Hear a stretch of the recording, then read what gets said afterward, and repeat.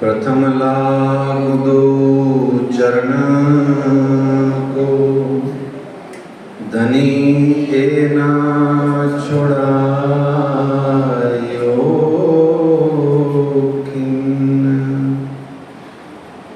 लाख तली लाल एड़ियाँ मेरे जीव के एही जीवन। इन पाँव तले पड़ी रहूं, इन पाँव तले पड़ी रहूं, धनी नजर खोलो बातों। पलना बालू निर्घुम नेत्रे मेरे जीव के जीवन, मेरे जीव के जीवन। कदमों लागू करूं सेजदा, पकड़ के दो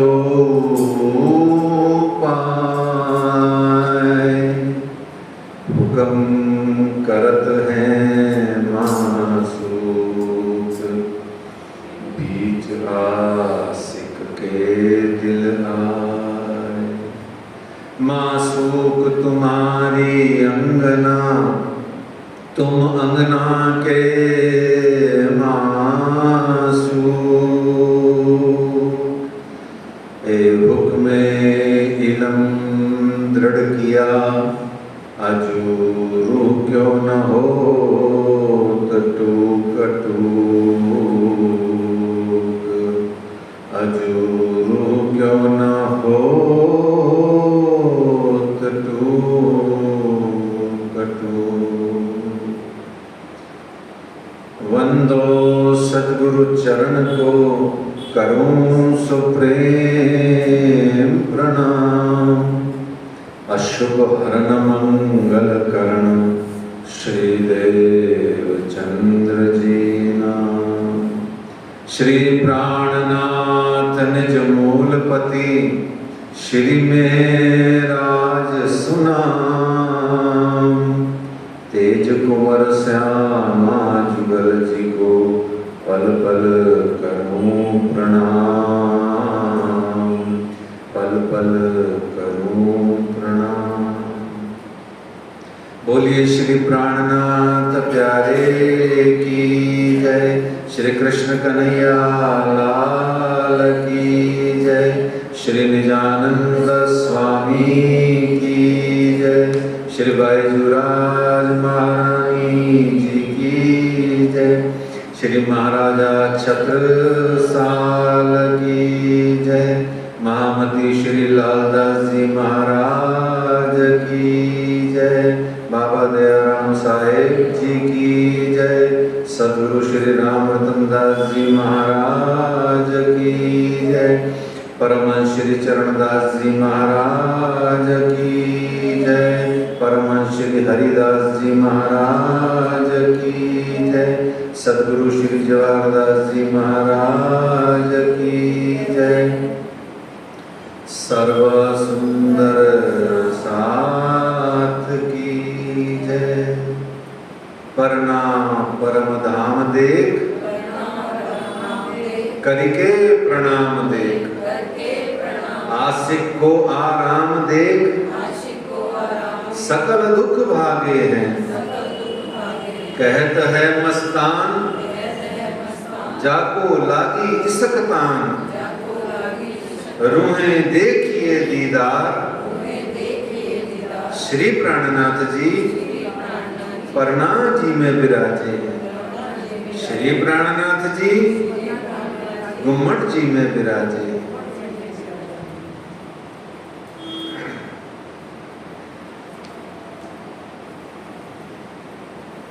श्री श्यामा महारानी जी की अर्जी करने के लिए आइए नदी किलकिला तीर पे चलते हैं। पन्ना परम धाम में अपनी सुरता ले जाएं और ये बड़ी ही प्यारी अर्जी इसको गाएं, अपना जीवन सफल बनाएं। श्यामा महारानी अब तो लगा दो नैया पार। श्यामा महारानी अब तो लगा दो नैया पार। महारानी रानी अब तो लगा दो नैया पार। महारानी रानी अब तो लगा दो नैया पार। मेरी राधे रानी अब तो लगा दो नैया पार। मेरी राधे रानी अब तो लगा दो नैया पार। मांगत भीख कृपा की केवल। मांगत भीख कृपा की केवल। मांगत भीख कृपा की केवल। मांगत भीख कृपा की केवल। खड़ी हूँ तुम्हारे द्वार। खड़ी तुम्हारे द्वार। श्यामा महारानी का दो नैया पार। महारानी रानी अब तो लगा दो नैया पार। मेरी श्यामा रानी अब तो लगा दो नैया पार। रस तन हस मुख सुनो बीनती। रस तन हस मुख सुनो बीनती। रस तन हस मुख सुनो बीनती। रस तन हस मुख सुनो बीनती। अपने ही दरबार। अपने निज दरबार। महारानी रानी अब तो लगा दो नैया पार। मेरी श्यामा रानी अब तो लगा दो नैया पार। कहो नाई कृपाल किसी से। केहू नाई कृपाल किसी से। कहो नाई कृपाल किसी से। केहू नाई कृपाल किसी से। दर्शन दयो एक बार। दर्शन दयो एक बार। महारानी रानी अब तो लगा दो नैया पार। मेरी श्यामा रानी अब तो लगा दो नैया पार। बार बार मैं विनती करता हूँ। बार बार मैं अर्ज करत हूँ। हर हाथ जोड़ कर अर्ज करत हूँ। हाथ जोड़ कर अर्ज करत हूँ। रखियो चरणों के पास। रखियो चरणों के पास। महारानी रानी अब तो लगा दो नैया पार। मेरी श्यामा रानी अब तो लगा दो नैया पार। मेरी राधे रानी अब तो लगा दो नैया पार। मेरी बैजू रानी अब तो लगा दो श्री श्यामा महारानी जी की जय।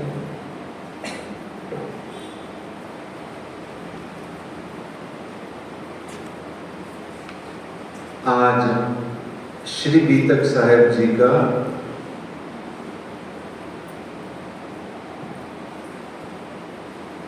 ग्यारहवां दिवस है। इस वर्ष सन 2023 में बीतक श्री कृष्ण प्रणामी मंदिर जयपुर में जो हम श्री श्यामा जी महारानी जी के चरणार बिंद तले विराज करके कह सुन रहे हैं, आज 19 जुलाई है।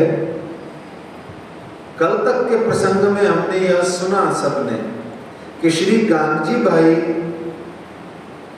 दीक्षित हुए, उन्होंने अपने घरों ले जाके निजानंद स्वामी को पधराया।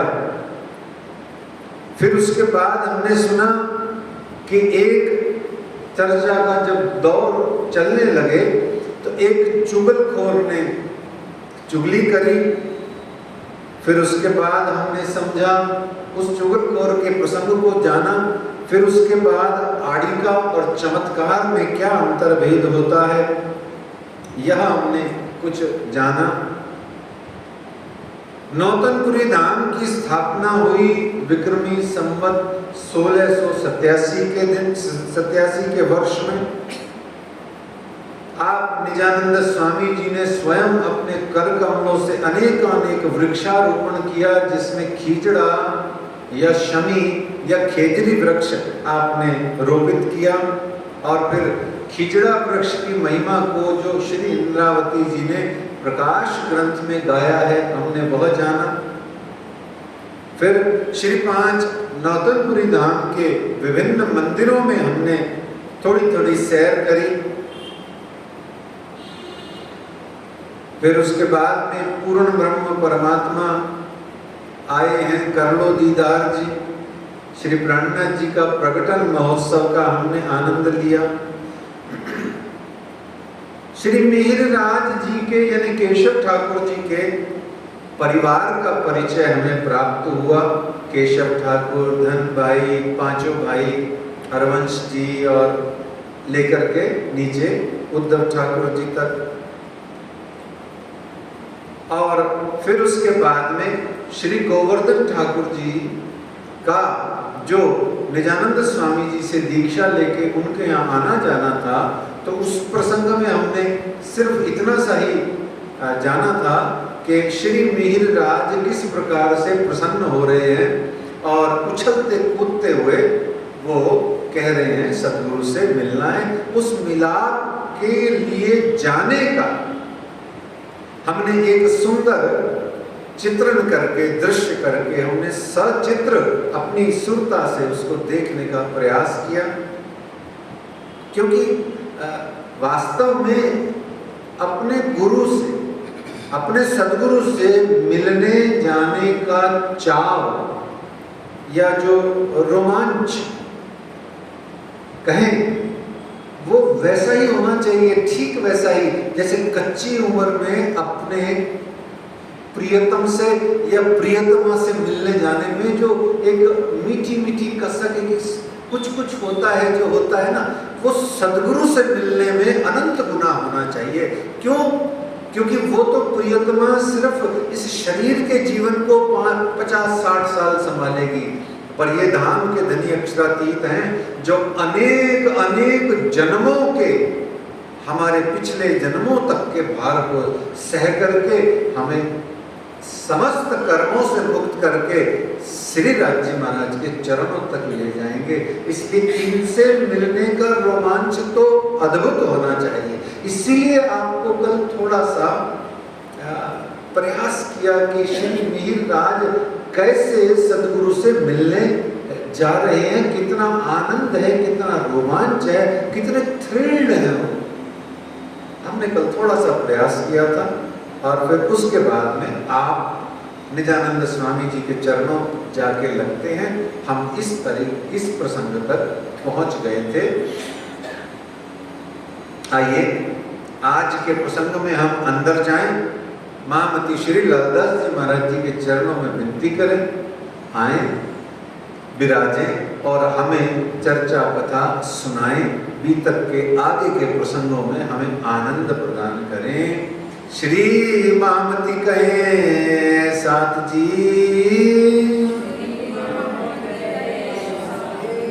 भया चर्चा का वक्त, अब तुम सुनियो चित्त दे, लाल आगे आए बैठे इंतकत, लाल आगे आए बैठे इंतकत। महामती श्री लालदास जी महाराज की जय। 12 वर्ष महीना धोए ता ऊपर भय 10 दिन। तब श्री देवचंद्र जी सोम मिले उन पहचाने मोमिन। आए के चरणों लगे तब ही दई जो निध। हमने कल जाना था संक्षेप में और आज इसको संक्षेप में ही रखेंगे, क्योंकि गुरु महिमा के शिवजी साहब जी से जब आगे मोमिनों का बहुत सारा मिलन होगा तब जो गुरु की महिमा का आनंद हम लेंगे। आज संक्षेप में ही देखते हैं। आए, क्योंकि ये गुरु का मिलन इतना नहीं है जितना ये चौथे और 5वें स्वरूप का मिलन महत्वपूर्ण है। गुरु और शिष्य का भी मिलन है, इसको देख लीजिए, क्लियर कर लीजिए, फिर महिमा में नहीं जाएंगे। श्री मिहिर राज और देवचंद्र नाम के 2 तन जब मिल रहे हैं तो ये गुरु शिष्य का मिलन है। कई लोग गलती करते हैं, मैं उनकी गलती नहीं निकाल रहा, मैं तो सिर्फ अपने भाव व्यक्त कर रहा हूं, मुझे क्षमा करें। प्राणनाथ के कोई गुरु नहीं है, प्राणनाथ जी के गुरु देवचंद्र जी नहीं है। हो नहीं सकते। क्यों? राज्य के गुरु राज्य कैसे होंगे? क्योंकि चौथा स्वरूप भी राज्य है, 5वां स्वरूप भी राज्य है। अब राज्य का गुरु राज्य, मैं ही अपना गुरु हूं, तो मैं आकड़ने वाली बात हो गई, फाउल हो गया। समझ रहे हैं? तो श्री मिहिर राज के गुरु श्री देवचंद्र जी हैं, सच्ची हैं, बिल्कुल हैं, क्लियर। दूसरा, देवापी नाम के जो जीव हैं वो मरु नाम के गुरु हैं, सब दिख रहा है, क्लियर है। क्योंकि देवचंद्र के तन को देवापी जीव चला रहा है और मिहिर राज के तन को मरु जीव चला रहा है, तो दोनों आपस में गुरु शिष्य हो गए, चलेगा। अब परम धाम की बात करें तो सुंदरबाई है, और इधर कौन है सुंदर साथी? श्री इंद्रावती जी। अब इंद्रावती जी की सुंदरबाई गुरु हैं। आप परम धाम की लीला के अंतर्गत ये आनंद के लिए तो कह सकते हो, पर सच्ची में नहीं, क्योंकि सखियां हैं। सखियों का आपस में रिश्ता सिर्फ सखियों का ही होता है, ठीक है। आगे बढ़िए। अब इंद्रावती जी श्री श्यामा जी से मिल रही हैं, और श्यामा जी गुरु हैं, ये थोड़ा चल सकता है, क्योंकि श्यामा जी तो सबकी गुरु हैं, सदगुरु ब्रह्मानंद है। पर ये परम धाम की लीला के अकाउंट में ये भी नहीं चलेगा। क्यों? क्योंकि श्यामा जी के तो हम अंग हैं, तो जो श्यामा जी है वही हम हैं, जो आप हैं सोई हम। पर ठीक है, खेले में इसको चलाया जा सकता है, खेल के अंदर। अब ऐसे ही श्यामा जी, राजी सब मिलकर के श्री देवचंद्र जी हैं, तो बात बनती नहीं है। आपको ये पूरा सीरियल स्पष्ट हो गया। हाँ, श्री मिहिर राज के गुरु हैं श्री देवचंद्र जी, तो गुरु शिष्य का भी ये मिलन है, निश्चित रूप से लौकिक दृष्टि से है। तो कहते हैं, आए के चरणों लगे तब ही दई जो निध, तत खिन हृदय मिने, आए बैठी जागृत बुद्ध। गुरु के चरणों में आना और गुरु से तत्काल प्रभाव से जागृत बुद्ध आत्म जागृति को प्राप्त करना, ये परम सद्भाग्य की घटना होती है। ये इरले बिरलों को ही मिलती है। तो इस प्रकार से वो चरणों आके लगे और उनका ये मिलाप आया, और मिलाप आया तो मिलाप में जैसे ही आप आके मिलते हैं तो उस समय सुंदर साथ गाते हैं, सब झूम झूम के नाच नाच के गाते हैं कि साहेब आए हमारे जय जयकार हो रही, साहेब आए हमारे जय जयकार हो रही, मेहर नजर से मेहर की बरसात हो रही, मेहर नजर से मेहर की बरसात हो रही, साहेब आए हमारे जय जयकार हो रही, साहेब आए हमारे जय जयकार हो रही, मेहर नजर से मेहर की बरसात हो रही, ओ मेहर नजर से मेहर की बरसात हो रही, लीला न्यारी तुम्हारी अपरंपार हो रही, लीला न्यारी तुम्हारी अपरंपार हो रही, मुझ पे कृपा तुम्हारी बार बार हो रही, मुझ पे कृपा तुम्हारी बार बार हो रही, निज घर वाले धनी जी हमारे वो तुम ही सतगुरु प्यारे, निज घर वाले धनी जी हमारे वो तुम ही सतगुरु प्यारे, नर्तन गाना है आकर तुमने यहाँ, खिलवत अपनी दिखाई है तुमने यहाँ, साथ जगह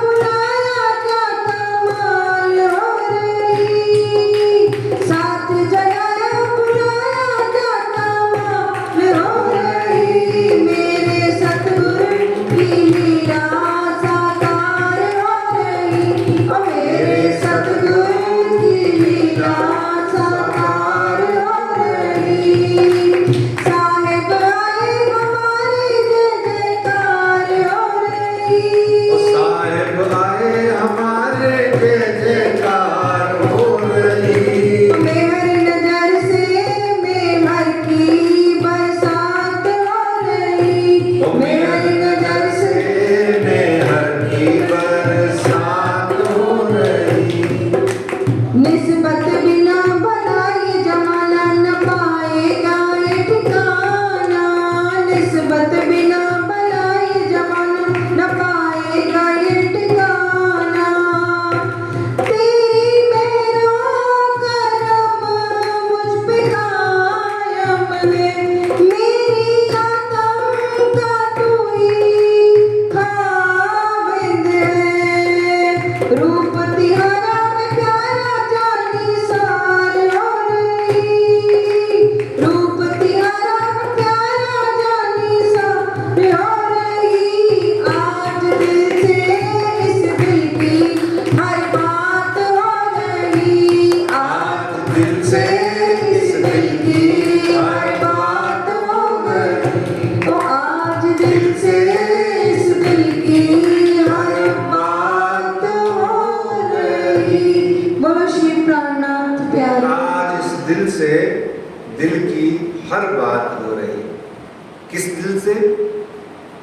निजानंद स्वामी सतगुरु धनी श्री देवचंद्र जी महाराज जी के यानी कि सुंदरबाई श्यामा जी की आज इंद्रावती जी से बात हो रही। अच्छा, क्या बात हो रही सुंदर साथ जी? या यूं कहा जाए कि क्या क्या बातें हो रही। तो सबसे पहली बात जो हुई उसको हमने कई बार सुना है। कहते हैं निजानंद स्वामी जी मिलते ही यूं सिर पे हाथ रखते, कैसे हाथ फेरते हैं? बस वो जैसे फेरते हैं बस वही फेरते हैं। मैं सच्ची बोल रहा हूँ। मैंने एक बार तो ध्यान में, 2 बार तो ध्यान में और 1 बार सच्ची में। ऐसे तो मेरी माँ ने पापा ने कई बार हाथ फेरा होगा, और भी प्यार से बड़े बुजुर्ग फेरते हैं। पर जो दिव्य अद्भुत आनंद की बात यहाँ हो रही है, जिस कल्पना की बात यहाँ हो रही है, उसको मैं समझाने के लिए इस वृतांत को बता रहा हूँ कि ब्रह्मलीन सदगुरु श्री चेतन दास जी महाराज जी परम पन्ना परम धाम के, जब मैंने उनको अपनी 4 छोटी छोटी पुस्तकें जाके उनके चरणों में पन्ना धाम में बंगला जी दरबार के बाजू में जो धर्मगुरु कक्ष है, वहां जाके जब अपनी धर्म पत्नी के साथ जब उनके चरणों में समर्पित करी, तो उन्होंने कोई 15 मिनट में ही सारी पुस्तकों का अवलोकन कर लिया, अच्छे से थॉरोली वो उसमें गो थ्रू हो गए। और हम देखते ही रह गए कि उन्होंने जो पुस्तक का जो मैटर था वो तक मेरे से डिस्कस कर लिया। देखो क्या आनंद है। और फिर पढ़ करके सारी पुस्तक पढ़ के मेरी एक उसमें कविताओं की पुस्तक भी थी, हे वीर राज आप ही तो हैं श्री राज, और वो पढ़ करके आप द्रवीभूत हो उठे। और उन्होंने मुझे अपने निकट बुलाया, थोड़े बुजुर्ग थे ना, ये अपने निकट बुलाया और मेरे इस टकले पर बाल तो है नहीं ना, तो ऐसे 8-10 बार हाथ फेरा यूं। मैं इतना रोया, इतना, हम दोनों बहुत रोए, बहुत रोए कि बोले उनकी आवाज भी ऐसी थी बड़ी बुलंद, वास्तव में गुम्मट बंगले के सिवाय कुछ भी सत्य नहीं है, महाप्रलय में सब नष्ट हो जाएगा और ये गुम्मट बंगला कभी नहीं नष्ट होगा। और तुमने जो ये भाव रखे हैं निश्चित रूप से श्री मिहिर राज तुम्हारे दिल में है। और हम फूट के रोए वहां। ये जो सिर पे हाथ फेरा है ना, इसको अनुभूति में लाना है जीवन में। श्री देवचंद्र जी महाराज श्री मिहिर राज 12 बरस महीना 2 तामों पर वह 10 दिन के सिर में हाथ फेर रहे हैं। अच्छा चलो बताओ श्री मिहिर राज के, अब मेरे तो टकला था ठीक है, श्री मिहिर राज के बाल जुल्फें कैसी हैं बताओ। अच्छा कैसी हैं? घुंघराले केस हैं। और सबूत कहाँ है इसका बताओ, कहाँ सबूत पड़ा है? अरे जब आप 70-71 साल के थे तब भी चोटी संवारने आती थी एक सुंदर सा, और आगे तेल लगा करके जुल्फों में लंबी चोटी थी आपकी और घुंघराले बाल थे, है ना?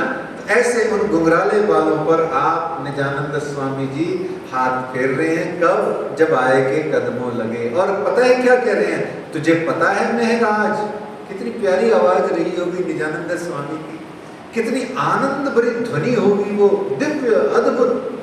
सोचो, विचार करो, हम जैसे हमारे जैसी ये गंदा खाने वाली और अजीब अजीब बातें करने वाले लोगों की आवाज से मत कंपेयर करो। सोचो वो कितनी अद्भुत आवाज, उनकी ध्वनि, मुखार बिंद का स्वर होगा और कितना सुरीला वो बोलते होंगे कि 1-2 शब्द में ही दाज बुझ जाता होगा सारा हमारा। तो उन्होंने मिलते से ही उसको कहा, मासूके मोहे मिलके कहीं सदिल दे कुछ। क्या कहते हैं? इंद्रावती खुद बता रही है, मासूके मोहे मिलके, कि मेरे नित्यानंद स्वामी ने मुझसे मिलके क्या कहा, कहीं सो दिल दे कुछ। कहते हैं कहें तू दे पड़ उत्तर जो मैं पूछत हूं तुझ। क्या कहते हैं कि मेरे नित्यानंद स्वामी सदगुरु धनी श्री देवचंद्र जी श्री श्यामा महारानी जी ने मेरे सिर पे हाथ रखो श्यामा रानी। हम बोल के थके पड़े हैं, वहां उनके सिर पे हाथ आया और पूछते हैं, बता, मैं जो पूछूं वो जवाब देना कि भाई तू आई तो क्यों कर नार, तू कौन कसम की दृढ़ कर कहो वचन, तू जागत है कि नींद में करके देख विचार, विद सारिया की कहो विद विद के प्रकार, है ना? इस तरीके से सब कुछ पूछा उन्होंने। सबसे पहले तो ये कहा, फिर उसके बाद उन्होंने बताई कुछ बातें जो बाल बुद्धि मेहराज के समझ में आए या नहीं आई, परंतु मेहराज जी खुद कहते हैं वो उन्होंने अपने चित्त में धर ली, रख ली। क्या क्या बातें हुई जरा जल्दी से सुन के आगे चलते हैं। सबसे पहले तो पूछा वही 5 अनादि प्रश्न की, ठीक है? और फिर उसके बाद में कहते हैं संवत 1687 माघ सरस्वती 9 मिलाप श्री देवचंद्र जी सो भय दाखिल कौम में दाखिल हो गए, है ना। कब हुए? विक्रमी संवत 1687। 1687 में ही क्या हुआ था? नौतन धाम की स्थापना हुई थी। आज भी 2 खिजड़ा वृक्ष जो वहां विद्यमान है वो सब उसी संघ के हैं, और जो श्री जमुना जी का प्रकटन वो भी उसी संघ का है। और सच्ची बता रहा हूं, नौतनपुरी धाम में जो जाए वो और तो आनंद मजा मस्ती करे ही, सब घूमे तो ठेपले भापले ढोकले क्या होता है वो सब भी खाए, बाजार में जाके खूब एंजॉय भी करे, चाय भी पिए कड़क कड़क, मेरी तरह हो तो बहुत सारी चाय भी पिए, सब मस्तियां करना। पर जिसने दोनों खीजड़ा के वृक्ष को हाथ नहीं लगाया, मत्था नहीं टेका, और जहाँ नीचे बैठ के अगर बस चले तो आरती बंदन करके पूजा पाठ करके जे वहाँ बैठ के 108 बार श्री राज जी का या तारतम का जो भी भाव बने, चंद घड़ी वहाँ बैठ के अपने पिया प्रीतम की बनाई हुई चीज वस्तु को अगर हाथ में लेके चंद मिनट रोए नहीं। अरे दुनिया में तो अगर तुम्हारा प्रियतम बिछड़ जाए तो उसकी फोटो ले लेके 2-2 साल रोते रहते है ना। वो चुन्नी का दुपट्टा लेते हो, ऐसा लगता है जैसे साक्षात अवतरण हो गया उसका, वो बंदेज का दुपट्टा यूं लपेटा हाथ में, ऐसे तो करते हैं। ये तो बड़ा मजा आता है। पर जो पिया प्राणनाथ हैं, अक्षरातीत हैं, जो चौथा स्वरूप है, जो साक्षात श्यामा है, उनके 2 वृक्ष लगाए हुए और उनकी जमुना जी ये स्थूल रूप से उपलब्ध हैं भैया। इनका आनंद लो, इनका दर्शन करो बार बार, इनको देख देख के। मैं तो सच्ची बोलता हूँ, झूठ बोलता नहीं, मैं तो बड़ा चोर हूँ। जब भी पपड़ी कर लिया करो, ऐसे ही घुट घुट के मिली कर लिया करो। टेंशन किससे लेनी, डरना किससे है? कोई डांटेगा तो डांट भी खा लेना, फिर भाई हाथ नहीं लगाना, आप तो यूं जल्दी से झट झट हमारे पीछे हट। क्यों? मेरे पिया प्राणनाथ, मेरे धनी नाम, मेरी श्यामा जी की लगाई हुई वस्तु है, रोकी हुई वस्तु है। आज है, कल हो न हो, संसारिक वस्तु है, क्या पता कब नष्ट भ्रष्ट हो जाए। तो ऐसे जो वहां जाता है उसको आनंद लेना चाहिए इनको।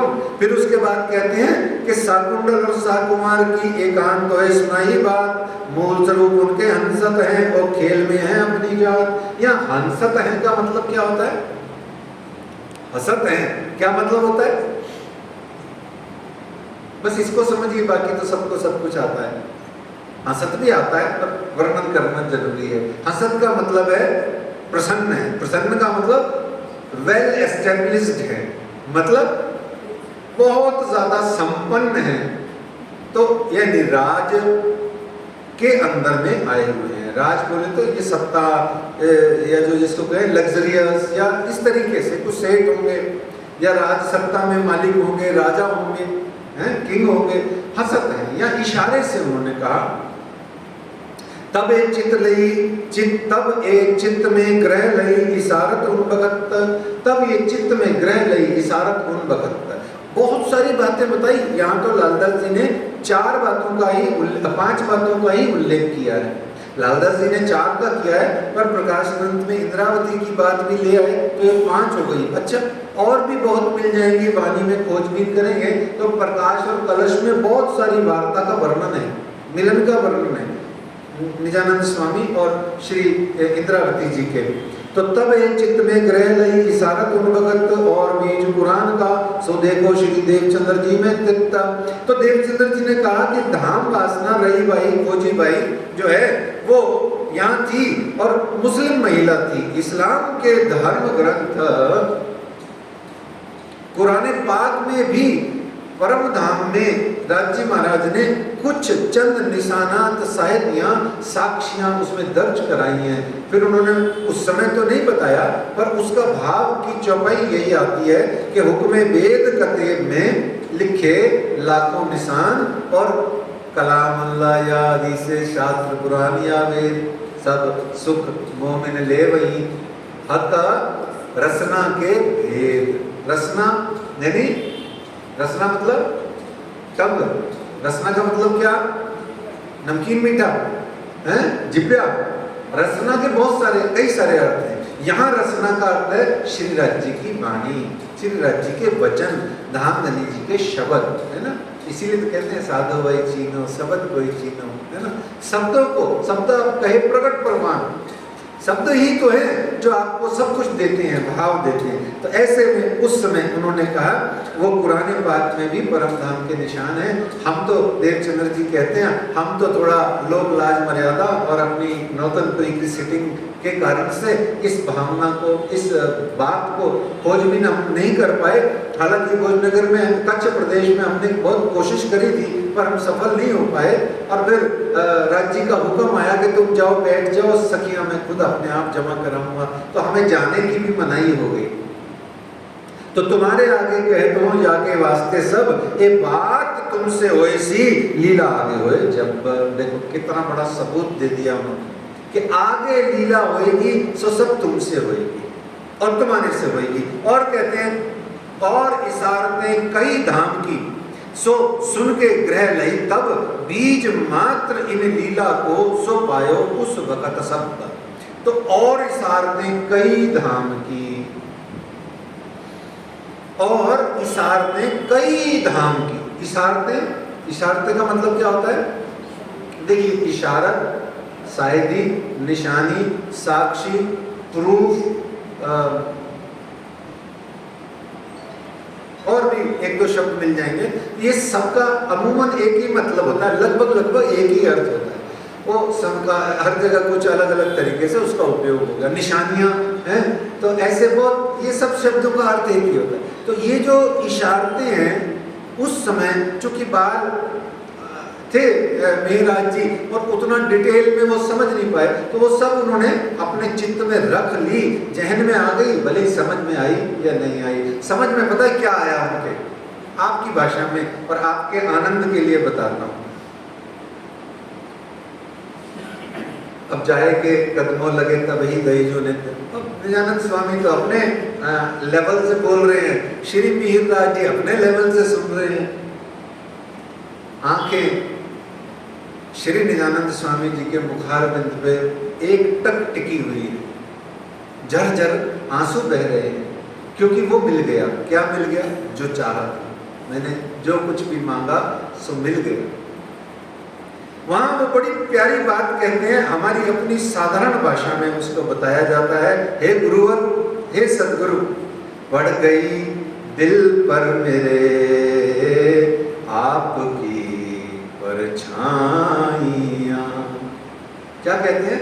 पड़ गई दिल पर मेरे आपकी परछाइयां, हर तरफ बजने लगी सैकड़ों शहनाइयां, दो जहां की आज खुशियां हो गई हासिल मुझे। क्यों? हे सद्गुरु, आपने, आपकी नजरों ने समझा प्यार के काबिल मुझे, दिल की ए धड़कन ठहर जा, मतलब मर जा, क्या करना है अब और जी के। क्यों? क्योंकि मिल गई मंजिल मुझे आपकी नजरों ने समझा। सदगुरु की नजर यदि हम पर हो जाए, और वो कहते हैं ना, सदगुरु की कृपा जिस पे हो जाए वो अब होती ही तो नहीं है, या अब कोई होगा अंतराय, पता नहीं। सदगुरु वीक है ऐसा कहना तो अपराध है, अब हमारी कोई गलती, पर जिस पे हो गई वो तो मौज ही उड़ाएगा ना। सुंदर साहब जी मेहराज मौज उड़ा रही है। तो इस प्रकार वहां श्री गोवर्धन ठाकुर जी जब उनको लेके गए तो दोनों भाई संसार के रिश्ते से दोनों भाई, वैसे कौन है सुंदर साहब जी? गोवर्धन जी गुणवंती भाई है ना, और गांग जी भाई धन भाई, क्योंकि सेठ है, सिंपल सी थ्योरी है। और गोवर्धन गुण से भरे हुए हैं तो गुणवंती भाई। तो दोनों संसार से जो भाई हैं वो सखियां जो परम धाम की निस्बत है, पर संसार में दोनों भाई हैं, दोनों भाई भेले रहते हैं। और सदगुरु निजानंद स्वामी जी के यानी श्री श्यामा जी महारानी जी से मिलने रोज आते हैं, रोज जाते हैं, बस यही बिजनेस है उनका। सोचो सोचो, यही बिजनेस है उनका। सारा दिन सुबह बाबू बन करके तैयार होके सुंदर सुंदर बन के अच्छे अच्छे कपड़े पहन के जाते हैं और आश्रम में जाके झाड़ू लगाते हैं, पोछा लगाते हैं। हमारे यहाँ भी लगाते हैं। ऐसा ही भाव रखा करो कि आज नौतनपुरी धाम में हम झाड़ू पोछा कर रहे हैं तो सवेरे मंदिर में जो लगा रहे हैं ना वो नौतनपुरी धाम में हो गया। चलो आज बंगला जी की परिक्रमा में हो रहा है भैया ये काम, आज तो महामंगलपुरी धाम के वेड़े में लगा रहे हैं जी झाड़ू। आज तो नहीं यार, आज थोड़ा मन थोड़ा अलग हो रहा है, आज तो बाबा जी के धाम चलते हैं, वहां बाबा जी की सेजा वाले कमरे को पूरा साफ कर डालेंगे, बढ़िया सा सुंदर सा बना देंगे, हैं नई नई चादर लेके जाएंगे और अपने हाथों से बाबा जी की सेजा पे उड़ाएंगे। देखो यही भावना है सुरता से। अब हर जगह हर आदमी पहुंचता थोड़ा ही, ऐसे ही आनंद लीजिए। तो यूं वो रोज जाते सुबह और रोज आते 6-8 घंटे, बस यही बिजनेस चल रहा है साहब उनका। और चर्चा सुनते, चिंतन करते, आदि का लीलाओं आदि का आनंद लेते और निस्पति रूहों की भांति दोनों भाई इश्क और प्रेम में डूबे रहते। नित्यों चर्चा सुनत हैं मिलके दो प्रात, दो प्रेम में भीगे रहे करे मूल निस्बत विख्यात। घर से चले दो मिलके, देखो सुनो ध्यान से सुनो। अब छोटा भाई है वो बड़े भाई का हाथ पकड़ लेगा, आपत्ति भी नहीं है। बड़ा भाई है उसको लाड आएगा तो उसके कंधे पे हाथ रख के चलेगा और उसको तरह तरह के भाषण देता हुआ चलेगा। कुछ रास्ते में टॉफी वॉफी चॉकलेट वॉकलेट। देखो आप क्या नौतनपुरी धाम की लीला का वो आनंद लो सुंदर साथ जी।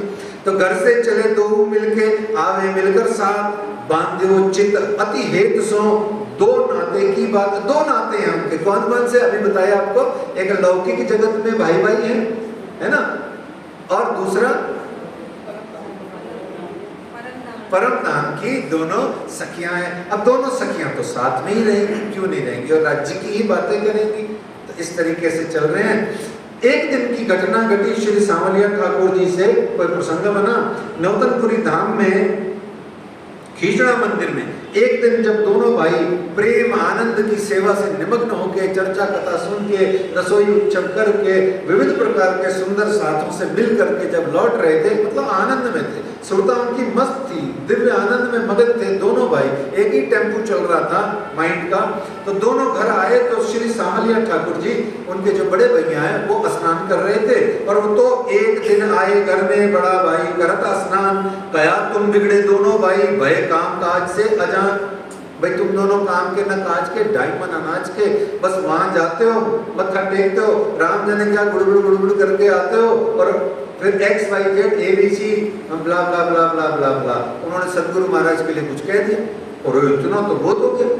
अब अच्छा एक और प्रॉब्लम होती है, आदमी मस्ती में झूम के आ रहा हो और सामने वाला एकदम से कुछ आपको नेगेटिव कुछ बोल दे तो डबल चोट पड़ती है। एक तो बुरा लगेगा ही लगेगा, आपने गलत बोला, दूसरा आदमी उसके आनंद की भी बैंड पे जाती तो उसको डबल बुरा लगता है, तो भयानक क्रोध में भर जाता है। ऐसा हम रोज कितनी बार फील कर लेते हैं अपने जीवन में, ऐसा होता है, सबके साथ ही हो चुका होगा। ऐसा ही कुछ वहां हुआ। तो जैसे ही दोनों भाई आए, उन्होंने सांवलिया ठाकुर जी ने कुछ ब्ला ब्ला ब्ला ब्ला सदगुरु जी के लिए कर दिया। तो इतना तो बहुत था, दोनों भाई भड़क उठे और भड़कने के बाद में क्या किया, तलवार लेके निकाल के दौड़ पड़े उनके पीछे। और जैसे ही तलवार लेके दौड़े तो वो और बोले सांवलिया जी कि ज्यादा मत पकड़ो, मेरे पापा जी वो है क्या, वो दीवान है और मैं वहां से कह के उनको, तुमको और तुम्हारे सदगुरु को सबको शहर से बाहर निकलवा दूंगा, तड़ी पार करा दूंगा। और भड़क उठे दोनों भाई तो तलवार लेके नंगी तलवार, और सांवलिया ठाकुर जी बिना वस्त्र के घर के बेड़ी मंदिर के अहाते में, आज तो कब्जा अतिक्रमण होने से कुछ छोटा हो गया, कहते हैं कि वो बहुत बड़ा आंगन उनका था, खूब अच्छा बड़ा मकान था। वो आंगन में उनको नचा रहे और नाच रहे सब, वो भाग रहे, वो जान बचा रहे, ये पीछे पीछे पीछे पीछे, आनंद आ रहा। इतने में मैया आ गई धनबाई और वो मैया भी भागी और भाग भाग के सीधा जाके गोवर्धन का और मेहराज का हाथ पकड़ के उनको समझाया बुझाया और कहा चुप हो जाओ मेरे बच्चों, शांति रखो शांति रखो। तो माँ बीच में आई तो चैप्टर जो है थोड़ा सा ठंड पड़ गई उसमें। और शाम को यानी रात को जब पिता श्री केशव ठाकुर जी जामनगर के दीवान जब लौट करके आए तो केशव ठाकुर जी को सारा वृतांत कह सुनाया। और ऐसा सब जने करते हैं घर में। माँ जो है वो दिन भर बच्चों की हिस्ट्री सुनाती है, रात को भोजन प्रसाद देने के बाद में कई भोजन प्रसाद से पहले भी सुना देती है ताकि चंगा भोजन और नहीं बनाना पड़ेगा, ताकि वो खावे चैप्टर ही बंद। तो वो आए तो धनबाई जी ने भोजन प्रसाद कराया और उनको केशव जी को सारी बात बताई कि इतना मैटर बढ़ गया था, तलवारें निकल आई घर में, राजपूती शान बान आन आ गई। तो फिर केशव ठाकुर जी ने बीच में अपना बीच बचाव करके मैटर को हाथ में लिया और कहा कि भैया गोवर्धन महाराज, जिन कांजी भट्ट से कथा चर्चा सुन करके देवचंद्र आज इतने महान हो रहे हैं, तुम क्यों नहीं उन श्री कांजी भट्ट जी के ही शिष्य बन जाते? वहां शिष्य बन जाओ तो हमें कोई आपत्ति नहीं है। देवचंद्र जी देखो तुम्हारी मर्जी है भाई, मत करो ऐसा, तुम वहां चले जाओ। तो गोवर्धन जी और महाराज 1 मिनट में राजी हो गए, बोले यस यस बिल्कुल हम राजी हैं, बस हमारे 3-4 प्रश्नों का वो उत्तर दे देवे तो हम बिल्कुल देवचंद्र जी को छोड़ के कांजी भट्ट की चरण शरण में आ जाएंगे। तब दोनों भाइयों ने ये कहा तो श्री केशव ठाकुर जी ने कहा ओके, कल सुबह मीटिंग करा देते हैं तुम्हारी। तब पूछी दो भाइयों ने केशव ठाकुर जी जब गोवर्धन को और महाराज को लेके गए तो कांजी भट्ट से जाके दोनों भाइयों ने पूछा, कहते हैं तब पूछी दो भाई ने, भट्ट जी कितने गुण के कितने लोग, तत्व कहो कितने सही कितने प्रलय लोग। उन्होंने ये 5 या 4 प्रश्न किए कि गुण कितने, तो तुरंत कांजी भट्ट जी ने उत्तर दे दिया 3 गुण हैं। बोले कौन कौन से? सत रज तम। अच्छा लोग कितने पूछे? उन्होंने तुरंत कह दिया 7 तबक तले नीचे जमी के और 7 ऊपर, पृथ्वी जोड़ के 7 ऊपर और पृथ्वी के नीचे 7। बोले 14 लोग। अच्छा जी बहुत बढ़िया। तो फिर उन्होंने कहा अच्छा प्रलय कितनी? बोले प्रलय भी 4, वो भी बता दी उन्होंने कि भाई नित्य, नैमित्तिक, प्राकृतिक और महाप्रलय। दोनों भाई बोले बिल्कुल करेक्ट है स्वामी जी, बिल्कुल सही। तब दोनों भाइयों ने पूछा अच्छा तत्व कितने हैं? उन्होंने तत्व भी बता दिए 5, क्षिति जल पावक गगन समीरा, 5 तत्व हैं, वो भी सही है। अब दोनों भाइयों ने पूछा 3 गुण थे, चौथा गुण नहीं, पक्का है ना? कंफर्म भाई 3 गुण है। अब स्वामी जी महाराज जी चौथा गुण तो नहीं है ना सतरजतम के अलावा? हाँ बोले नहीं है। बोले 5 तत्व हैं तो छठा तो नहीं है? बोले बिल्कुल नहीं है। अच्छा 14 लोग हैं, 15वां तो नहीं है? बोले बिल्कुल नहीं है। अच्छा प्रलय भी 4 है? बोले हाँ बिल्कुल 4 है, पक्का? बोले पक्का है? बोले हाँ। बोले लोग कर दिया जाए? बोले कर दो।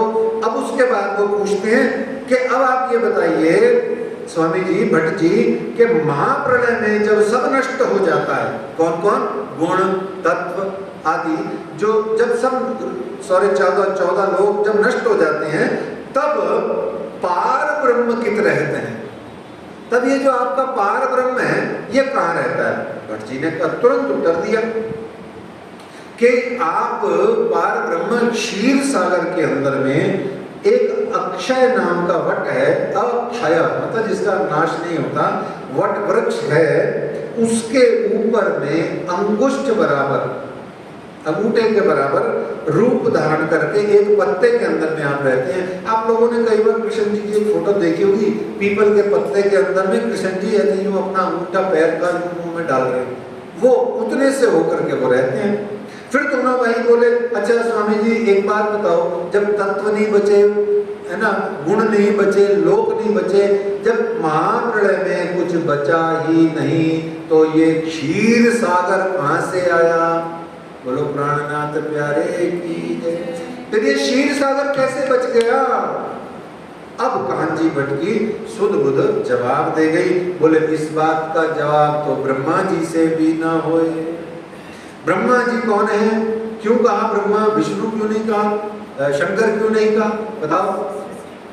क्योंकि विधाता है। विधाता जब हम कहते हैं ना हे विधाता तूने कैसी सृष्टि बनाई। तो वो विधाता कौन है? विरंची। विरंची कौन? ब्रह्मा जी। ब्रह्मा जी को विधाता कहा गया। तो उस प्रकार से वो कहते हैं ब्रह्मा जी से भी ना होए तो केशव ठाकुर जी ने कहा अच्छा भैया जाओ, तुम जीते हम हारे, जब तुम्हारे जी में आए सो करो। फिर दोनों भाइयों में और प्रेम बढ़ गया। अब तो जीत गए ना, अब तो बच्ची जीत गए, तो और आनंद आ गया और कॉन्फिडेंस बढ़ गया। अब तो पिताजी ने भी छूट दे दी। देखो कितना अधिक बाल बुद्धि या किशोर बुद्धि को अगर माँ बाप की छूट मिल जाए किसी भी काम में तो वो डबल कॉन्फिडेंस में और डबल ताकत में आ जाते हैं। ऐसा सबके साथ होता है। फिर यहाँ दोनों भाई साथ साथ में प्रेम बढ़ता गया। लालदास जी कहते हैं या भांत नवतनपुरी में भई दो भाई के चर्चा के ठोर, सो बात कहाँ लो तुम भया प्रेम दो में जोर। दोनों में जोरदार प्रेम बढ़ने लगा। फिर कहते हैं लालदास जी 13 बरस माया मिने, 13 बरस माया मिने, था ऊपर लौकिक बोझ, श्री राज तरफ रहते हैं, रमे बीच हौजर बीच कौसर भोज। क्या कहते हैं? श्री राज तरफ रहते हैं। अब यहां श्री राज कौन है बताओ? श्री राज की किसके लिए कहा मानती लालदास जी ने? देखो कई बातें सुंदर साथ जी बड़ी छोटी छोटी होती है पर दिल दिमाग में उसको बिठा लेना चाहिए।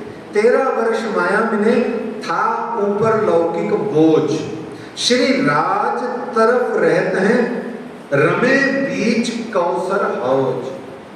राज यहाँ पे देवचंद्र जी को कहा गया। ध्यान से सुनना, वाणी में बीतक में जब ऑनवर्ड्स श्री 1712 के बाद में राज या कोई भी ऐसा शब्द आता है तो सब श्री मिहिरराज श्री प्राणनाथ जी के लिए लागू होता है। उसके पूर्व तक जो सारे राज ब्रह्म या जो धामधनी शब्द है वो सब निजानंद स्वामी जी के लिए, ठीक है ना, क्योंकि चौथा दिन चल रहा है। तो श्री राज तरफ रहते हैं। अच्छा लौकिक बोझ क्या है? लौकिक बोझ क्या है? श्री मिहिरराज पर काहे का लौकिक बोझ है? काम तो कुछ करते नहीं, धाम कुछ करते नहीं, रोटी पानी कुछ कमाते नहीं, धंधा पानी कुछ करते नहीं, खेती करने जाते नहीं, नौकरी करते नहीं। लौकिक बोझ क्या है? देखो लालदास जी महाराज विलक्षण अद्भुत इशारे से वो सब बात कह देते हैं जो पूर्ण ब्रह्म के लिए कहनी तो नहीं चाहिए पर आपको समझा देते हैं। 12 बरस महीना दोए ताऊं पर वह 10 दिन से लेकर के 12 साल से लेकर के 13 वर्ष तक श्री मेहराज पर सांसारिक पारिवारिक रहने के कारण से दायित्व था। वो संसार में परिवार में थे या हैं या थे है? इसलिए उन्होंने कहा 13 वर्ष माया मिले। अच्छा ऐसा क्या हो गया? 12 वर्ष प्लस 13 वर्ष यानी 25 वर्ष की उम्र में क्या हो गया? आइए उस प्रसंग में चलते हैं तो आपको एक सेकंड में समझ में आएगा कि लौकिक बोझ क्या था और हम पर लौकिक बोझ क्या है और अब ऐसा क्या हो गया कि वो लौकिक बोझ लालदास जी कहते झड़ गया। देखिए आइए प्रसंग में प्रवेश कीजिए। तो श्री मिहिरराज जी का एक बीच में तथ्य और है कि आप जब 20 वर्ष के थे, अभी तो आपको 25 वर्ष की आयु का प्रसंग सुनाने को लालदास जी ले चल रहे हैं, पर बीच में एक रेफरेंस उन्होंने और दे दिया कि जब आप 20 वर्ष के थे तब एक अद्भुत घटना आपके जीवन में घटी। ये विक्रमी संवत 1695 की बात है। आप कितने वर्ष में 1675 में आप आए इस धरा पे और अब आप 1695 की बात बता रहे हैं। तो अपने आप गणित लगाओ कितने साल के हो गए? मेहराज जी कितने साल के हो गए? 20 है ना, 20 साल के। और माघ माह चल रहा है, शुक्ल पक्ष चल रहा है, पंचमी तिथि चल रही है और श्री मिहिरराज जी के क्या हो जाता है?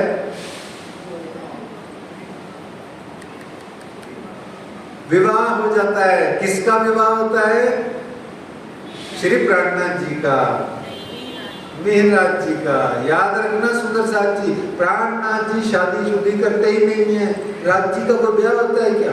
है ना। अब राज जी महाराज और श्यामा जी की शादियां करने लग गए तो फिर तो बस जय धनी नाम, सब तो फिर हो गई लीला। मिहिरराज जी का विवाह होता है। अच्छा किससे होता है? है जी? फूलबाई जी से। ठीक है, 1695 में श्री मिहिरराज का फूलबाई जी से विवाह हुआ, लौकिक नाते से विवाह हुआ।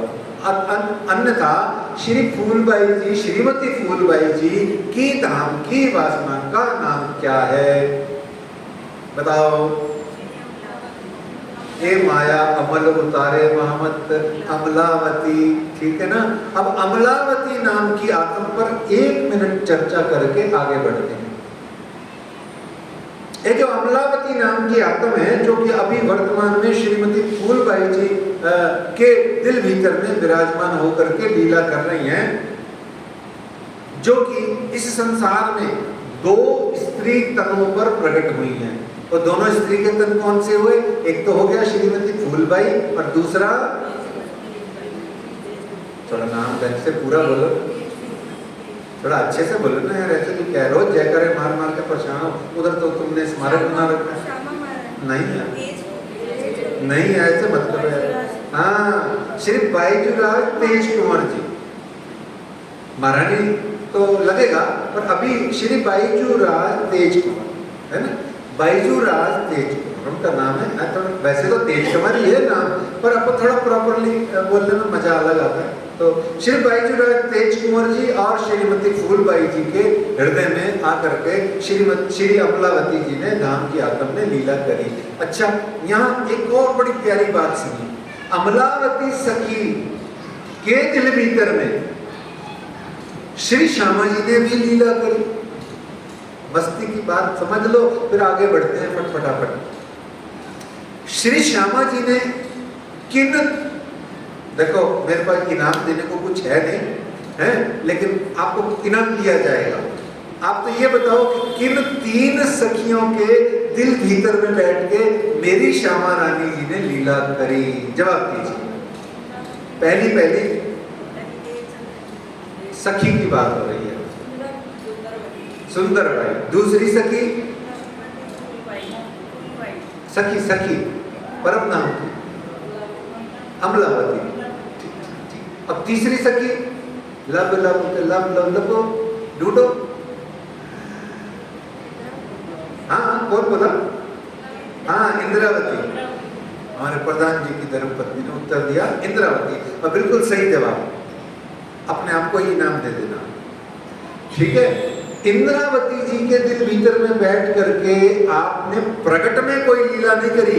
यूं समझ लो जैसे रेस्ट प्लेस होता है ना, जहाँ विश्राम का स्थान होता है, या जब 2 जनों के बीच में कहीं रुकना होता है, ऐसे इंद्रावती जी के धाम हृदय में आप श्यामा जी विराजमान रही। अब चूंकि श्यामा जी और अमलावती जी और धाम की सखियों का ये चर्चा नहीं चल रही, इसलिए बहुत विस्तार नहीं, पर हाँ चूंकि अमलावती जी का भी नाम आया था, इसलिए आपको आनंद मिले इसलिए इतना बताया। आज साक्षात पन्ना जी में मेरी श्यामा रानी जी, मेरी बाईजू रानी जी, मेरी राधे रानी जी वो विराजमान है। अच्छा, ये भी जागनी के ब्रह्मांड की 3 सखियां हैं। अभी हमने ब्रजराज की तो बात ही नहीं करी। ठीक है ना।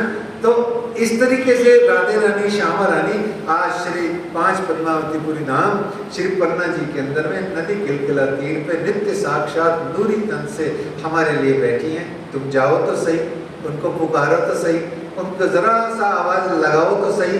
उनको आवाज लगाओगे, सच्ची बताऊं क्या होगा? वो तो आएंगी लेट, श्रृंगार करने में टाइम लगता है, पर रांची ऐसे ही धोती में आ जाएंगे सिंपल से। बोले दास की काम क्या काम है बता भाई, मैं आ गया ना। श्यामा जी की क्या जरूरत है? प्यारी निस्बत राखी छिपाए, है ना। बदले आप दिखावत प्यारी निस्बत राखी छिपाए। राजी कहते हैं श्यामा जी की आ जाएंगी ना, क्या करना है? मैं आ गया ना, बोल तुझे क्या चाहिए? दुनिया चाहिए, संसार चाहिए, सुख चाहिए, समृद्धि चाहिए, क्या चाहिए? मैं चाहिए तो मैं तो आ ही गया, अब और बोल क्या चाहिए? ऐसे ये आनंद की बात है। तो गोवर्धन ठाकुर जी का धाम गमन हो गया। यहाँ पर वर्ष 24 मास 10 ऊपर बहे 5 दिन, तहां लो सोवत रहे बीच ग्रोह मोमिन्ना। तो यहाँ लालदास जी महाराज कहते हैं 24 वर्ष 10 मास और 5 दिन तक सिर्फ गोवर्धन ठाकुर जी इस दुनिया में रहे। बोलो गोवर्धन ठाकुर जी महाराज की जय। इतना सा रहे, और इतने में यानी 13 वर्ष तक, 13 वर्ष जब आप निजानंद स्वामी से श्री मिहिरराज मिले से लेके आपका और उनका लगभग 13 वर्ष का साथ रहा।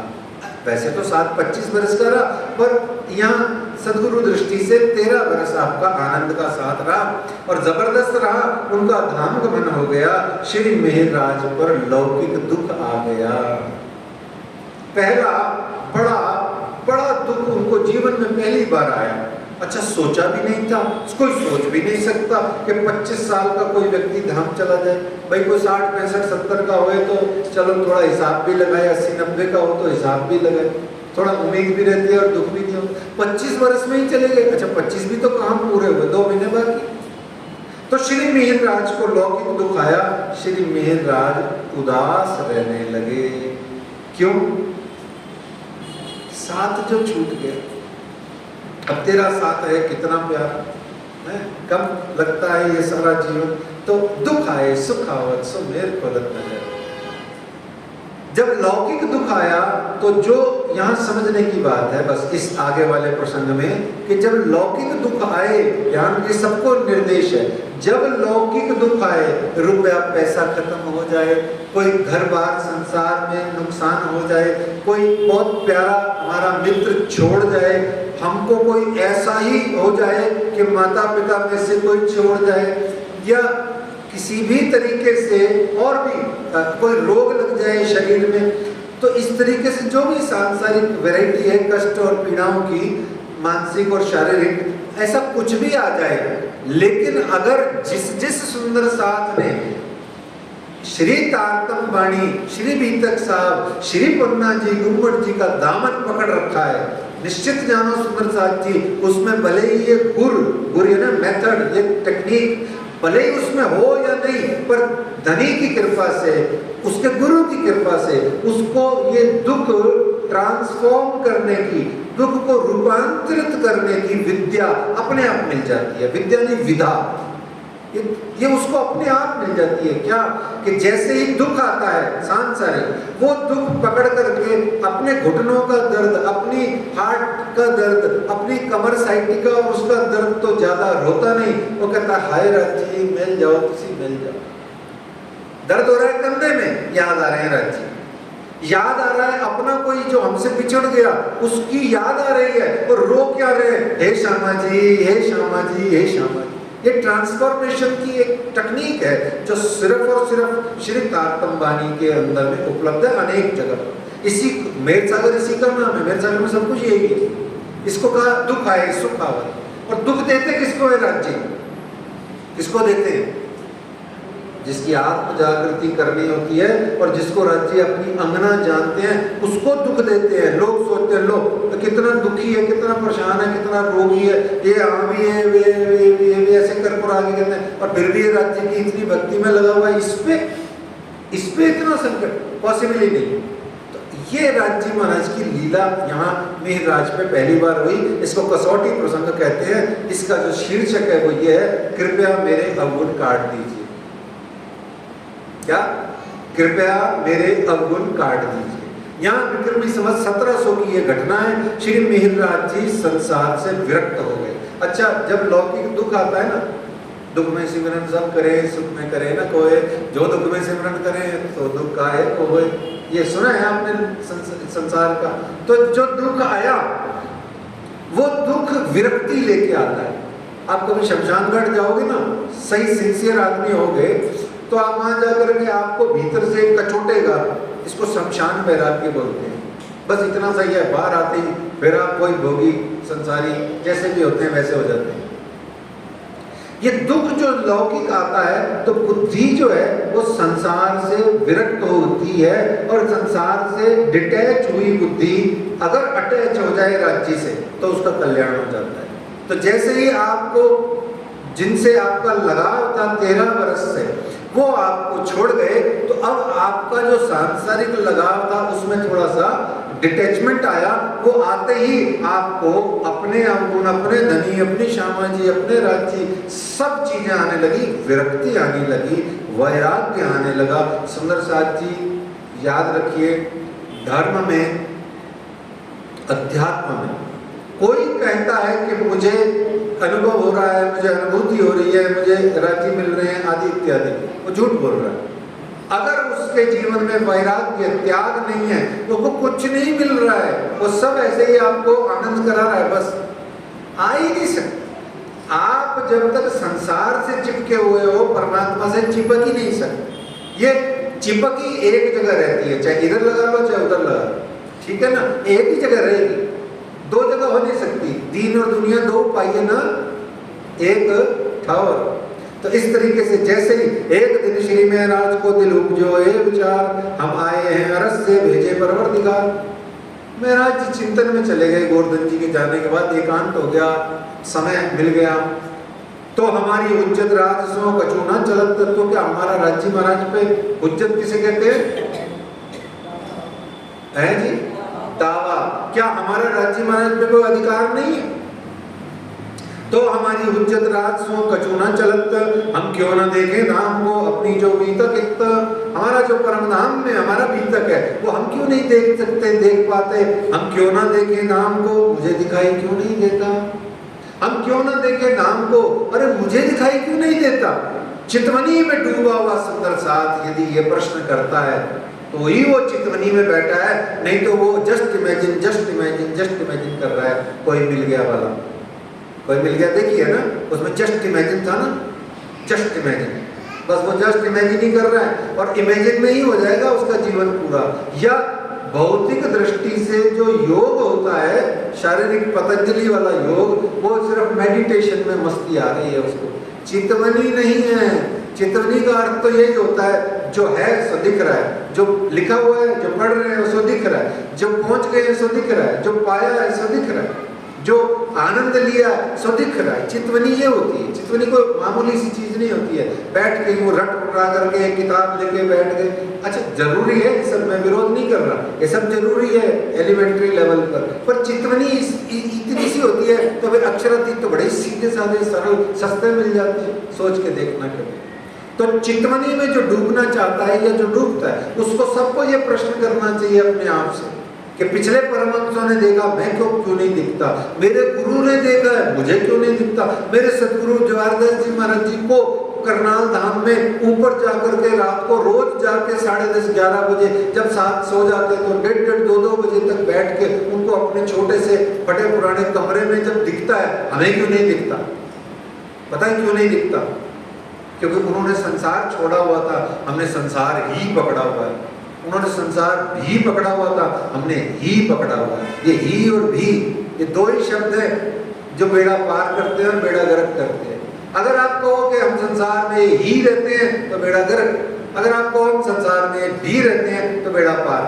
हम राज्य के ही हैं तो बेड़ा पार है, हम संसार के भी हैं थोड़े बहुत, पर जितने दिन हैं उतने दिन, तो आपका बेड़ा पार। ये ही और भी याद रखना, इस दो शब्द। तो इस तरीके से वो कहते हैं कि भाई हमें क्यों नहीं दिखता? तो चितवनी में डूबे हुए हर सुंदर साथ को ये प्रश्न अपने आप से करना चाहिए। यहाँ आपको इसीलिए महामती लाल दास जी बोल रहे हैं कि अपने आप से ये सवाल कीजिए, अपने आप से सवाल कीजिए, आखिर हमारा गुनाह क्या है जो हमें धनी आपने त्याग दिया और अब यहाँ आके आप हमें मिल नहीं रहे? प्रश्न कीजिए, ये सवाल कीजिए राज्य से। किसी पंजाबी फकीर ने बड़ा अच्छा कहा है, मेरा बड़ा फेमस ये वाला पंजाबी शेर है, मुझे बहुत अच्छा लगता है कि शाम तई तू दूर नहीं। शायद बुल्ले शाह जैसे किसी सूफी संत ने कहा है, मुझे नाम नहीं याद। शाम तई तू दूर नहीं पर तेरा भी कसूर नहीं। शाम तई तू दूर नहीं पर तेरा भी कसूर नहीं। बोला भाई किवें? बोले वेखण वाली अख जेड़ी उहदे विच नूर नहीं। अब मैं क्या करूं? तेरी जो देखने वाली आंख है उसमें नूर नहीं है, तो नूर जमाल दिखे कैसे? अब तेरी ये कोलडोडे वाली आंख से संसार तो दिख रहा है क्योंकि बढ़िया दिख रहा है, चश्मे के बिना वाली आंखें, मोतियाबिंद के बिना वाली आंखें तो दिखेगा। एक शाम तैतु दूर नहीं। अच्छा तैतु का मतलब किसे तू भी दूर नहीं, सब तो ही दूर नहीं। शाम ते सब तो नेड़े है, जिन्ना नेड़े हो सकता है उन्ना नेड़े, बल्कि नेड़े अगर कुछ होता है तो शाम ही है। हम सब तो कुछ है ही नहीं। बोलो प्राणनाथ प्यारे की, वही है और है वासुदेव सर्वमिति। सब कुछ श्री कृष्ण है, कृष्ण कृष्ण है, कृष्ण कृष्ण है, सब कुछ कृष्ण है और कृष्ण के ही अंदर में हम सब है। ऐसे ही तो राज्य है, सर्वत्र परम धाम है, परमात्मा है, राज्य है, ये सब लीला चल रही है। तो इस तरीके से श्री महाराज स्वयं के ही आत्म मंथन में सुबह शाम लगे रहते हैं और देवचंद्र जी देखत हैं श्री धाम के निशान। सो हमारे आगे कहते हैं करा देत पहचान। देवचंद जी को सारे परम धाम दिखता है, ब्रज दिखता है, रास दिखता है, कृष्ण कन्हैया दिखते हैं, राधिका महारानी जी दिखती हैं, हमें दिखाते हैं, आड़िका से हम देखते भी हैं। मुझे क्यों नहीं दिखते घर आकर के या सड़क पे चलते हुए या किसी से बात करते हुए? गुरु ने दर्शन नहीं कराए। एक ये गुरु दर्शन नहीं करा सकते, ये गुरु दर्शन करा नहीं रहे या गुरु दर्शन करा नहीं पाते हैं, या कोई ये नहीं कह देना कि ये गुरु मेरे मन की कामना, इनसे मैंने पाठ कराया, ये मन की कामना पूरी नहीं कर पा रहे, इनसे मैंने रख बंधवाई पर इनकी रख कोई काम नहीं आ रही। ऐसा बोलना नामापराध की श्रेणी में आता है। नाम के 10 अपराध कहे, इसके लिए भगवान भी आके आपको क्षमा नहीं करते हैं। गुरु माफ करे तो कर दे, नहीं तो होता ही नहीं है माफ, इसका दंड मिलता है। इसलिए मेरे प्यारे प्यारे सुंदर साहब जी, आपको गुरु का अपराध नहीं करना, उल्टा सोचना है। क्या? स्वदोष दर्शन।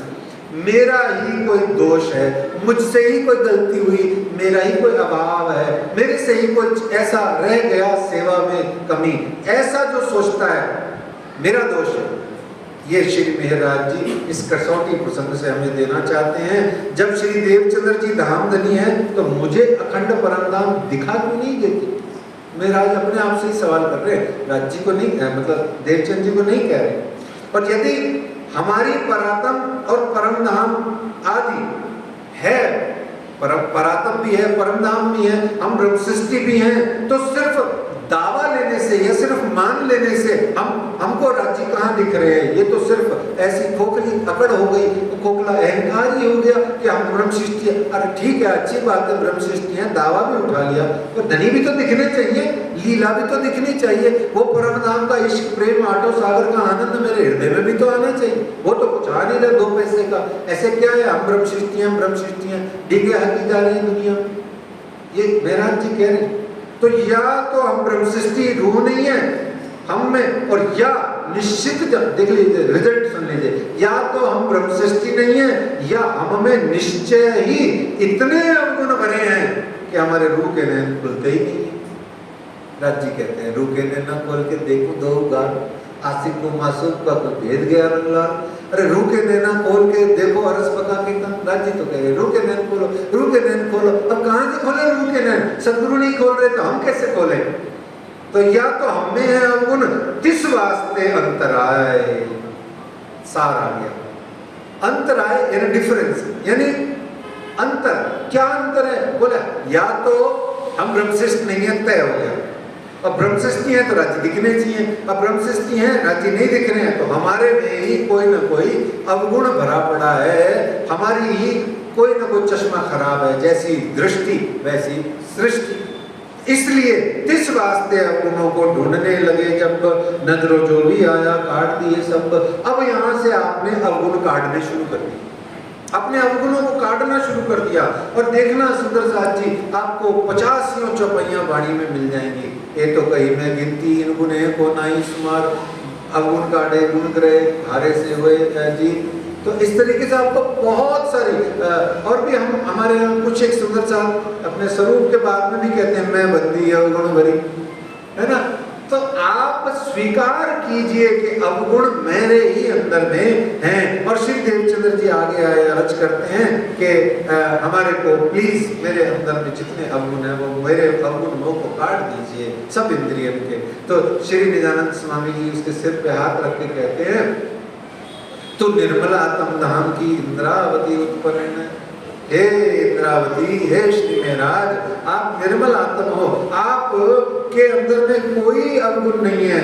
फिर भी वो संतुष्ट नहीं होते और विचार करते हैं कि जैसा मेरे गुरु मेरे सदगुरु मुझे कह रहे हैं, मुझे अक्षरशय वैसे ही अपने जीवन में उसको आचरण करना है। ध्यान मूलम गुरोर मूर्ति, पूजा मूलम गुरोर पदम, मंत्र मूलम गुरोर वाक्यम, मोक्ष मूलम गुरोर कृपा। कहते हैं क्या?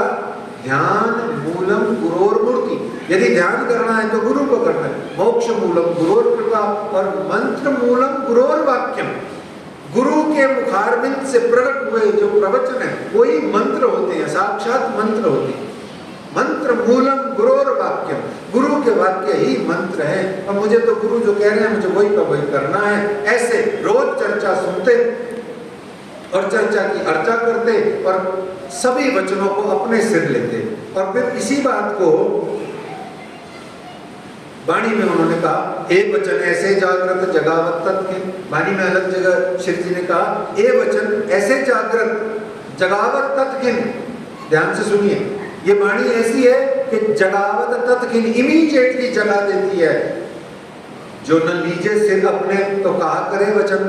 अगर आप फॉलो ही नहीं कर रहे, मान ही नहीं रहे, उंगली फेरे जा रहे हो, धनाधन लगे हुए उंगलियां फेरने में, तो उंगली फेर फेर के वचनों में कुछ नहीं हाथ आने वाला। वचन पर आचरण करने पर ही, गुरु के चरण पर चलने पर ही, आचरण करने पर ही हमारे अंदर में धाम धनी श्री श्यामा जी के चरणारविंद की शोभा आती है। तो इस तरीके से उतरता आहार घटाइया रया पैसे भर दोए, बल घटा इंद्रियन को सूख चला आकार सोए। 25 साल की उम्र का गबरू जवान अपनी ही कसौटियों में उलझ रहा है। कोई 25 साल में भूख के मारे माँ को आके लड़ लेता है, या धर्म पत्नी हुए तो उसको लड़ मरता है। तेरे को पता नहीं लगता मेरे भूख के मारे जान निकल रही है, मैं इतना काम से है। आप कर में देखो अपने क्या होता है, यही तो होता है सबसे। लाड में हो, प्यार में हो, गुस्से में हो, अलग बात है। पर 25 वर्ष का आदमी भूख प्यास बर्दाश्त ही नहीं कर सकता, जठराग्नि जोर मारती है। पर यहाँ तो इन्होंने सब कुछ छोड़ दिया, इतना छोड़ दिया कि रास्ते में कोई फ्रेंड मिल रहा है, दूर से आता हुआ दिख रहा है, कन्नी काट के इधर से होके दूसरी गली पकड़ लेते हैं। बोले यार 10 मिनट खराब करेगा। मोबाइल पे फोन आता है, वो कहते हैं छोड़ो ना यार, इससे क्या बात करनी है, स्विच ऑफ करके ही कर देते हैं, नेट भी ऑफ कर देते हैं। 40 मैसेज आ जाएंगे, व्हाट्सएप वीडियो कॉल आ जाएगा, पंगा पड़ जाएगा। नहीं तो अभी फेसबुक पे जाएंगे तो आधा घंटे की बैंड बज जाएगी। ये तो हमारा हाल है, उस जमाने में कुछ और तरीके का होता। तो नैनो नीर झरत हैं, नैनो नीर झरत हैं, जब लो चर्चा नाम, रंग जर्दी का आया और न सूझे काम। जर्दी कहते हैं पीला, पेल पड़ गया, पेल येलो कलर का हो गया। जो गोरा चिट्टा लाल गुलाब गुलाबी गाल थे राज्य के श्री जी साहेब जी के, श्री महाराज के, वो जरद हो गए। जरद कैसे हो गए? पीले पड़ गए।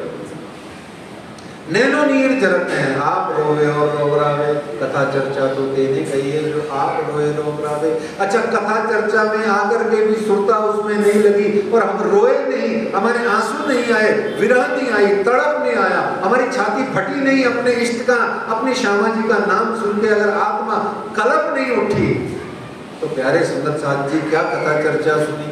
ये भी अनुष्ठान हो गया, ये भी हवन यज्ञ हो गया, बस आए कर्मकांड किया और चले गए। कन्हैया को एक रोज रो के पुकारा, एक जना कहता है कन्हैया को एक रोज रो के पुकारा, कहा उनसे जैसा हूं अब हूं तुम्हारा। कन्हैया को एक रोज रो के पुकारा, कहा उनसे जैसा हूं अब हूं तुम्हारा। वो बोले साधन तूने किए क्या क्या। मैं बोला किसे तुमने साधनों से तारा, किसे तुमने साधन से तारा। वो बोले कि दुनिया में आकर किया कुछ, वो बोले कि दुनिया में आकर किया कुछ। मैं बोला अच्छा ठीक है नहीं किया, अब भेजना मत दोबारा। वो बोले परेशान हूं तेरी बहस से। कन्हैया बोले परेशान हूं तेरी बहस से। मैं बोला ये कह दो तू जीता मैं हारा। अब वो बोले कि जरिया तेरा क्या है मुझ तक आने का, कि जरिया तेरा क्या है मुझ तक आने का। मैं बोला दृग बिंदुओं का है सहारा, मेरे सिर्फ आंसू ही मेरे पास में है। मैं रो सकता हूँ, चीख सकता हूँ, पुकार सकता हूँ, मेरे पास में और कोई साधन नहीं है। मेहराज यही कर रहे हैं, नैनो नीर जरत हैं, जब लो चर्चा धाम। इस तरीके से रोए जा रहे हैं, रोए जा रहे हैं और आपकी पराक्रम की आपको एक झलक आती है। और जैसे ही आपको पराक्रम की एक झलक मिलती है आप मगन हो जाते हैं। और मगन होकर के सुंदर साथ जी अपना आपा देखिया और आकार को किया रद्द। इस तरीके से श्री मिहिर राज जी का श्री देवचंद्र जी से बहुत ही लंबा ये कसौटी प्रसंग चलता है। अंत में वो कहते हैं देवचंद्र जी, भाई तुझे चाहिए क्या? बोले मैं देखूं, तुम देखो, मैं क्यों ना देखूं। बस एक ही लाइन है, आपको दिखता है, मुझे क्यों नहीं दिखता। बस इसका मतलब मेरे अवगुण है।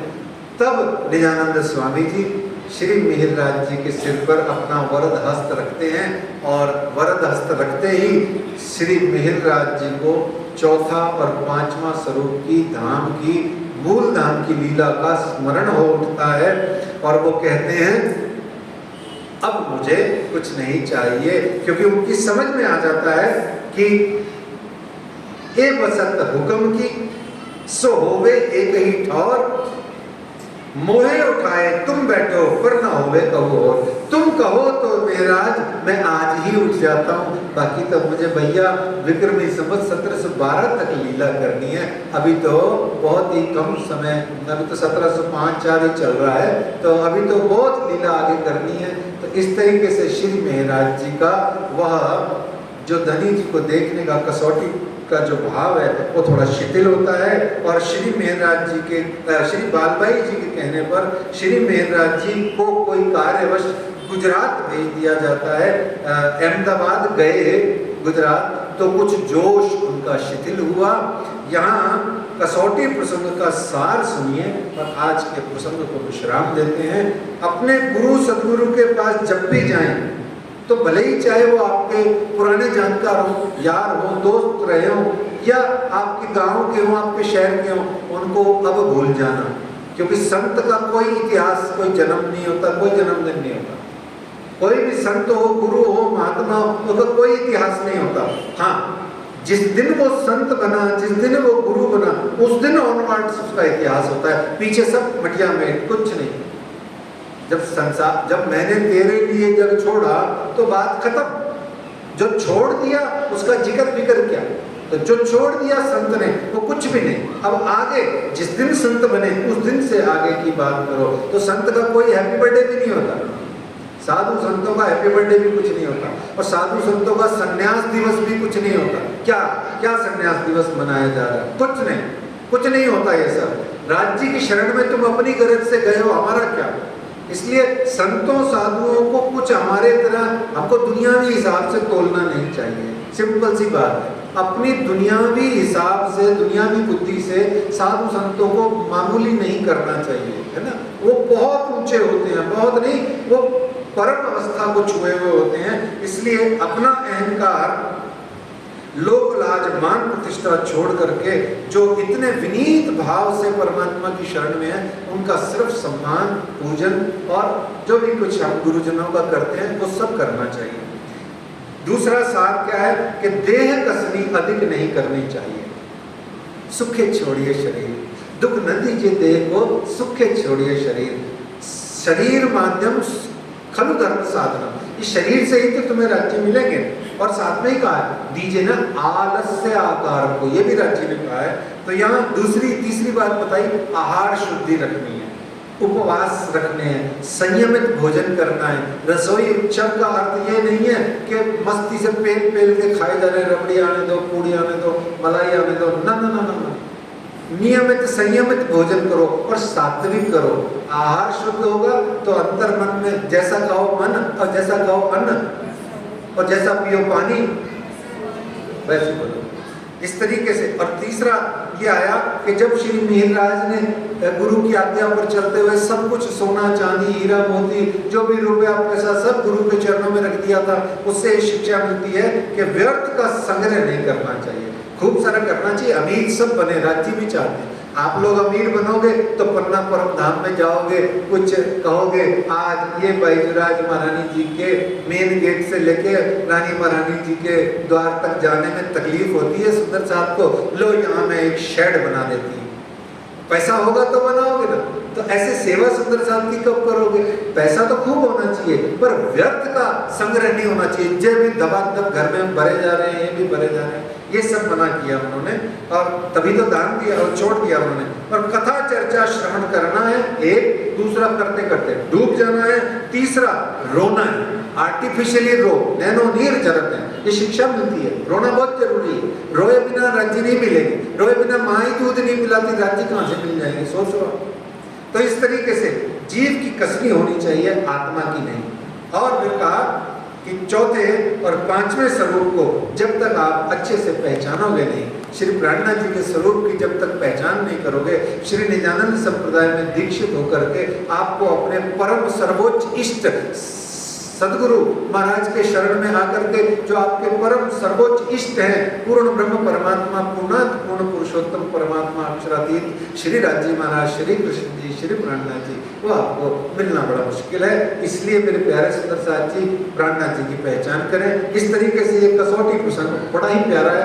हमारे को अपने जीवन में कसौटी प्रसंग लाना है, अपने आप आता है, जब आए तो उसको पकड़ लेना है, पकड़ करके उसको अपनी सिटी बना के धाम धनी जी के चरणों में जाना है, सुरता पन्ना जी में लगानी है। एक लाइन आ रही थी कहीं, मैं गा देता हूँ आखिरी, बड़ी प्यारी लाइन है, कल मैं सुन रहा था। कोई जाए जो परना जी, कोई जाए जो परना जी, मेरा पैगाम ले जाना। मैं खुद तो आ नहीं पाता, मैं खुद तो आ नहीं पाता, मेरा परनाम ले जाना। अरे कोई जाए जो गुम्मट जी, मेरा परनाम ले जाना। कसौटी आपके जीवन में आए तो धाम धनी अक्षरातीत के और मेरे भाई युवराज श्यामा महारानी जी के चरणों में अपनी सुरता डाल देना। यहाँ दावे से बैठ के ये काया आपको बोलती है कि धाम धनी मिले ही मिले, तत्काल मिलेंगे, यूं मिलेंगे, चुटकियों से मिलेंगे। अरे मिलेंगे क्या, वो तो अंदर ही है, बस हमने अपना आपा डाला, वो बाहर आ गए। तो इस तरीके से आज की कसौटी पुस्तकों को हम पन्ना परम धाम में विश्राम देते हैं। श्री महामति कहे मोमिनो, सुनियो या वितक, आगे फिर कहता हूँ, जो आज्ञा है हक, जो आज्ञा है हक। बोलो श्री प्राणनाथ प्यारे निजानंद स्वामी की, श्री नौतनपुरी धाम की, श्री पद्मावतीपुरी धाम की, श्री मंगलपुरी धाम की, श्री श्यामा महारानी जी की। आनंद मंगल श्री धाम धनी चुकी जय, श्री वायुराज की जय, श्री महाराजा छत्रसाल चुकी जय, श्री सुंदर साज की जय, श्री सुंदर साज